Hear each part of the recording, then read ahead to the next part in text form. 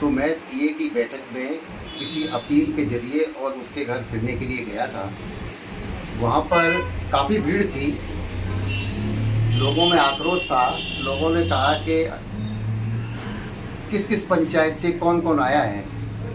बारी बारी से सबका नंबर आया, तो जब इब्राहिमपुर पंचायत का नंबर आया तो लोगों ने कहा कि थानेदार जी आप बताइए आपको क्या कहना है। तो मैंने साफ शब्दों में कहा था कि किसी भी आंदोलन के लिए या किसी भी प्रोटेस्ट करने के लिए हमको आदमी की ज़रूरत पड़ेगी, किसी नेता की ज़रूरत पड़ेगी। और मुझे वहाँ पर पूर्व एमएलए जसवंत सिंह का न तो कोई आदमी मुझे नज़र आया, ना किसी ने कहा कि उनकी पत्नी की तबीयत ख़राब है या वो बाहर हैं। जब मैंने पता किया कि साहब कहाँ हैं एमएलए साहब, तो वहाँ के निवासियों ने कहा कि साहब न तो वो दाह संस्कार में आए और न वो आज आए हैं। तो मैंने अपनी अंतरात्मा की आवाज़ से उनसे ये कहा कि भाई हमें किसी नेता की ज़रूरत है और विधायक हमारा है, तो क्यों आज वो नहीं आए हैं। ये सही है कि मैंने कहा था कि 40 साल से, लेकिन अब मैं वो 40 साल नहीं, ये 1977 से हम गिरवी रखे हुए हैं। उस समय हम बाड़ी में 10वीं क्लास में पढ़ते थे। नेता सालिग्राम जी थे, बहुत अच्छे आदमी थे।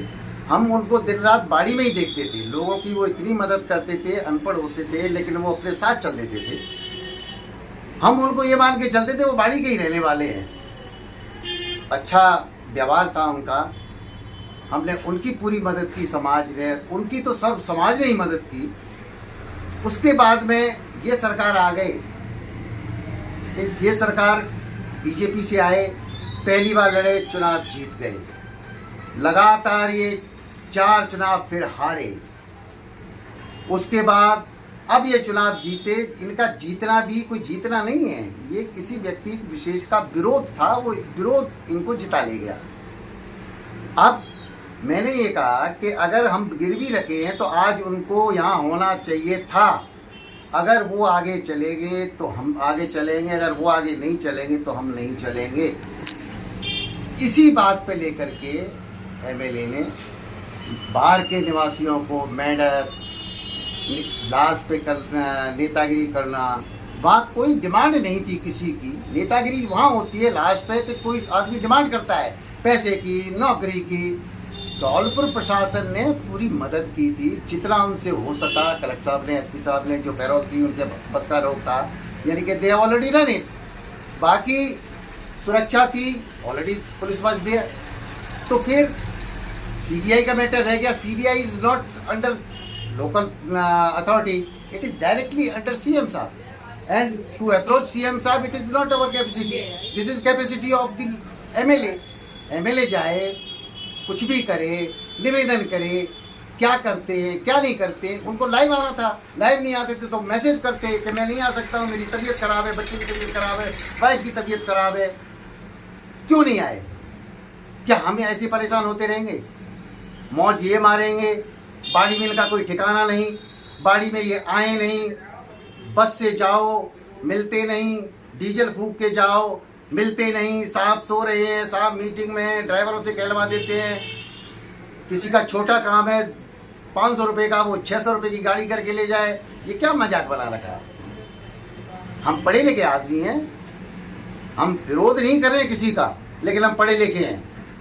मेरा परिवार ने 100 साल सेवा की है इंडियन आर्मी की। 100 बरस तक मेरे grandfather he was captain in the army, my father was captain, I was retired as a chief petty officer getting handsome pension from PNB body। ये क्या कहते हैं? Yes, I joined Rajasthan police as a direct sub inspector in 1997। मजबूरी थी, मेरे father चुनाव लड़े, किसी चंद 2-4 वोटों से हार गए। He was heart patient, he requested me and he ordered me in fact कि ये चुनाव हमको जिताना है। तो मैंने अपनी वाइफ को चुनाव लड़ा दिया। बेसिकली डिफेंस पर्सनल्स राजनीतिक के माहौल में ढल नहीं सकते हैं। बात सच कहते हैं, सच लोगों को पचती नहीं है। उल्टे सीधे हमने तो धंधे किए नहीं हैं। लोगों ने दारू बेची है, दारू के ठेके लिए हैं, घर में शराब बनाई हैं, फैक्ट्रियां पकड़ी गई हैं, मीसा में बंद हुए हैं। आज भी मुकदमे चल रहे हैं, मर्डर हीनियस ऑफेंस किए हैं। पैसा आता है, राजनीति होती है। हम तो रिटायर्ड होने के बाद भी, पुलिस में नौकरी करने के बाद भी आज भी खेती करता हूँ। राजस्व रिकॉर्ड देख लो, मेरे पास 70-80 बीघे ज़मीन है। आज भी फसल उगाता हूँ, सरसों बेचता हूँ। माई सेल्फ एंड वाइफ दोनों ही गांव में रहते हैं, मस्त रहते हैं। काम आता है समाज का कर देते हैं, नहीं आता है नहीं कर पाते हैं, बात सच्ची कहते हैं। क्या मैंने गलत कह दिया है इस बाड़ी विधानसभा के कि हम गिरवी रखे हुए हैं? ऐसा क्या गलत है? क्यों नहीं बाड़ी विधानसभा का कोई आदमी आता है और वो कहता है कि हम गिरवी नहीं है? लोग इसकी चापलूसी करते हैं। अनपढ़ आदमी है, समाज अनपढ़ है। इसने आज तक शिक्षा के क्षेत्र में बाड़ी में गुर्जर समाज के लिए क्या कर दिया है? क्या कभी कोई स्कूल खोल दिया है?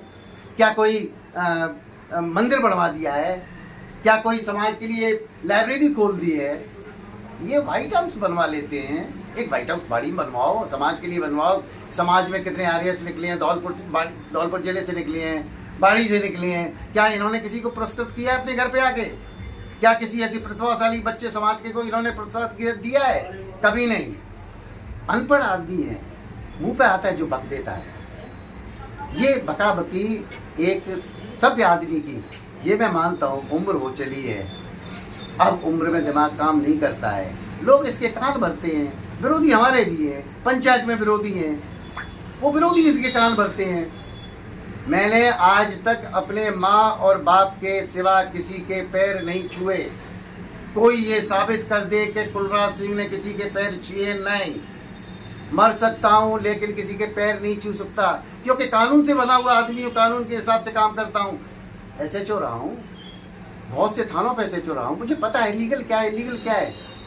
मैं गलत काम नहीं करता हूँ, न गलत का प्रोत्साहन देता हूँ, न मैं गुंडों का साथ देता हूँ। जगन सिंह की ठीक है, वो अपराधी था, जेल गया, भाई अपराधी है, जेल गए, मर्डर हो गया, गलत हुआ। ये समाज के लिए थोड़ी गलत पच नहीं रही थी बात। मैं भी पहुंचा, मैं भी तो समाज से हूँ। ये कोई अलग समाज से है?